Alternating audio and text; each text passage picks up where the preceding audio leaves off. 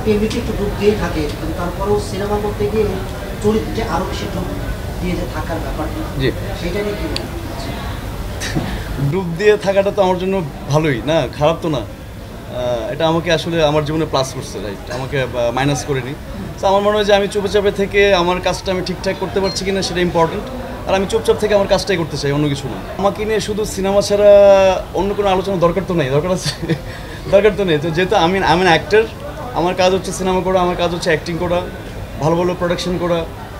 এটা ছাড়া মনে হয় না অন্য কোনো কাজের সাথে আমার ইনভলভ থাকা উচিত, এবং অন্য কিছু নিয়ে আমার আলোচিত সমালোচিত হওয়া উচিত আর কি। ডেফিনেটলি ভারতের দক্ষিণী সিনেমা নিয়ে যখন মানুষের এই প্রজন্মের অনেকের আসলে খুব আগ্রহ আছে, সেই জায়গা থেকে আজকে একজন দর্শক আমাকে বললো যে দক্ষিণী সিনেমার যে ভাইব সেটা শরীফুল্লাহ জেনে দিয়েছে, এবং তার অভিনয় এবং লুকের কারণে সবাই পছন্দ করছে। এই বিষয়টা আসলে কতটুকু আপনাকে নাড়া দেয় বা আপনার কেমন লাগে? আমি দক্ষিণের অভিনেতা না, আমি বাংলাদেশের অভিনেতা। তো আসলে দক্ষিণের কোনো অভিনেতাকে নিয়ে বা ওরকম যদি ভালো লাগা কাজ করে থাকে, সেটা হয়তো বা সিনেমার প্রেক্ষাপট, সিনেমার স্টাইলটা কীরকম, সিনেমাটা দেখতে কীরকম, ওই কারণে হয়তো বা ওরা মিলাচ্ছে। বাট আমি কমপ্লিটলি একজন বাংলাদেশি অভিনেতা, আমি বাংলাদেশে কাজ করতে স্বাচ্ছন্দ্য বোধ করি। কেউ যদি আসলে আমাকে বাংলাদেশি অ্যাক্টর হিসেবে পরিচয় করা দেয়, এটা আমাকে অনেক বেশি ইন্সপায়ার করে। অ্যান্ড ডেফিনেটলি যেহেতু আমাদের আশেপাশে দেশ, আমরা বলিউড, তামিল এগুলোর আশেপাশেই আমাদের আসলে থাকা হয়, তো মানুষ আসলে ওই ইন্সপায়ার হয়ে আসলে এটা বলে। ডেফিনেটলি এই পর্যন্ত পজিটিভ নিজের কোন কমেন্টগুলো বেশি টাচ করেছে, ফোনে বা সামনাসামনি বা টেক্সটে, যদি আপনি টেক্সটে কম থাকেন? এখন পর্যন্ত যারা সিনেমাটা দেখেছেন, আমার মনে হয় যে আমি যতবার হলে ভিজিট করতে গিয়েছি, সবাই সিনেমাটা দেখে আসলে মুগ্ধ।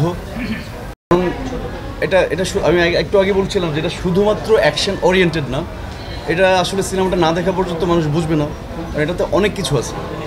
তো এই সিনেমাটা যখন রেডি হয়, দাদার একটা ভিশন ছিল, প্ল্যান ছিল। দাদা আসলে একটা এই বাংলাদেশের মানুষকে একটা মেসেজ দিতে চাইছে। আর আমরা আসলে যেই অবস্থানে এখন আছি, আমাদের দেশের যে আসলে লিটারেলি যেই পরিমাণে করাপশন হয়, মানুষ করাপ্টেড হয়, মানুষ চুপ থাকে, কথা বলতে পারে না। তো দাদা আসলে এই চুপ থাকাটাকে মনে হয় সিনেমার মাধ্যমে নিয়ে আসছে। আমার মনে হয় যারা দেশ নিয়ে চিন্তা করেন, সমাজ নিয়ে চিন্তা করেন, মানুষ নিয়ে চিন্তা করেন, করাপশন নিয়ে চিন্তা করেন, আমার মনে হয় যে ওদের সবারই সিনেমাটা দেখা উচিত। এটাই তো আশা করছিলাম আমরা সবাই মিলে। তো আজকেও আমি আসছি, কারণ আমি এর মধ্যে কিছুদিনের মধ্যে আসলে আমিও লিভ করব, দেশে থাকবো না। তো এর আগ পর্যন্ত আসলে দাদার সাথে ঘুরে ঘুরে সিনেমাটা দেখছি। আমরা একটু আগে সীমান্ত সম্বার থেকে আসলাম, হাউসফুল একটা শো দেখলাম। আমরা রিসেন্ট একটা শো চলছে, এখানে ওইটাও হাউসফুল। তো আমার আসলে খুব ভালো লাগছে। আমি তো আসলে আমার প্রথম সিনেমা থেকে হলে ঘুরি। যখন আসলে রেদনুনের সাথে আমার প্রথম সিনেমা হয়, তখন আমি দেশের অন্যান্য হলগুলো, সিঙ্গেল স্ক্রিন প্লাস মাল্টিপ্লেক্সের প্রতি হলে আসলে ঘুরে ঘুরে অভ্যাস আমার। তো এটা মনে হয় আমি কোনোদিন ছাড়তে পারবো না। এর জন্য আমি বারবার আসি, অডিয়েন্সকে কানেক্ট করি, ওদের সাথে কথা বলি, ওদের কেমন লাগলো। তো এটাই আমার আলটিমেট আসলে আমার স্যাটিসফ্যাকশন, যে আসলে যারা সিনেমাটা দেখছেন, ওরা একটা ভালো গল্পের সিনেমা দেখছেন, এটা নিয়ে ভালোভাবে কথা বলছেন। এটা আস্তে আস্তে ওয়ার্ড অফ মাউথে আসলে স্প্রেড হচ্ছে।